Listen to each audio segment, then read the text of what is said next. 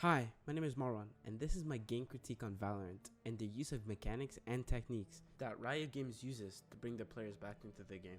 Today, my main focus will be on the different methods and tools Riot Games, the creators of Valorant, uses to not only bring their players back, but on how they manage to convince players to spend money on their microtransactions. With Riot Games being such a well-known company, with their other popular game, League of Legends, they really had the platform and name when releasing their first ever first-person shooter game, Project A, back in 2020.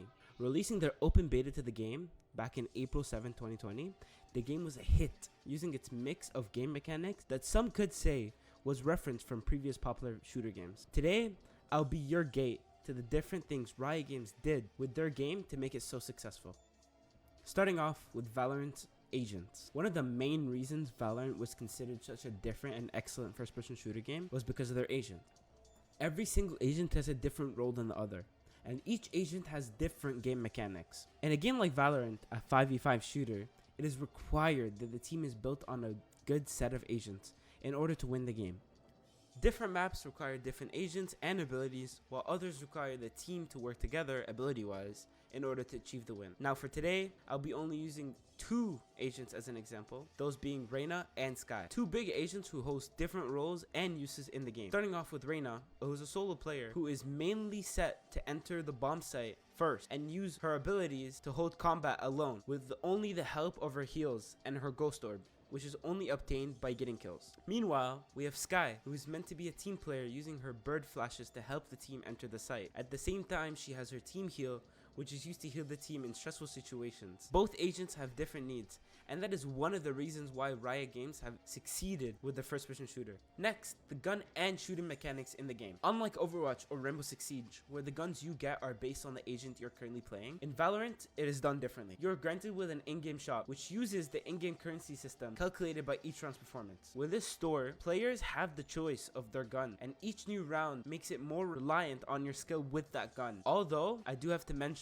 the skill of both your gun and the agent is required to become the best player in that map. Regardless, with each gun comes different gun mechanics, whether that will be different recoils on each gun or the damage each gun does. Your aim is also super important here, and it causes players to come back for more to improve their skills and increase their rank. Which now brings us to our next topic, the Valorant rank system. Riot Games' rank system works slightly different in each of their games. With Valorant, Riot Games uses a point system. You either gain or lose points based on your in-game performance and the in-game result, whether that will be a win or a loss. These points are called RR, and is another reason why Riot Games is able to keep their players engaged and persistent with their game. With each new game comes a different outcome, and players fight for that. Using the rank system, players are able to calculate their estimated in-game skill and are able to approach higher ranks. With each higher rank, you become closer to the in-game leaderboard, which is another reason why players go back for it. Now this can benefit you in many ways, whether that will be your key entry into an esports team or an easy way to flex against your friends. But no matter what your rank is, it will never compare to your friend's skin collection, which brings us to our next topic,